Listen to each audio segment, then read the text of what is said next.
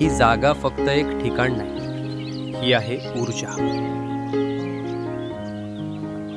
डोंगर मोठा होता, पण त्याहून मोठी होती त्यांची जिद्द. हा प्रवास फक्त पायांचा नव्हता, हा प्रवास होता मनाचा. इथे वय विचारलं जात नाही, इथे विचारली जाते जिद्द. थरथरणाऱ्या पावलांनी सुद्धा आज शिखर गाठायचं ठरवलं होतं. कारण ज्ञानयोगानं त्यांना शिकवलं, शरीर नाही मन थकतं, आणि जेव्हा मन मजबूत असतं तेव्हा वय फक्त एक आकडा असतो.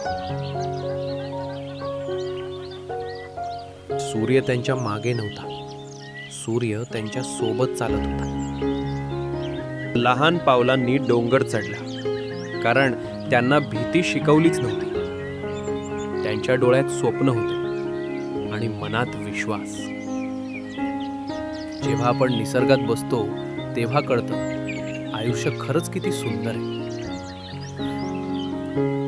माऊलीजी यांनी फक्त शिबिर सुरू केलं नाही, त्यांनी जीवन बदलण्याची वाट दाखवली.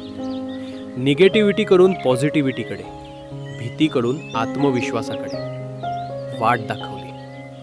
ज्ञानयोग ध्यान शिबिर मनाला शांत करतं, शरीराला सक्षम करतं आणि आत्म्याला जागं करतं.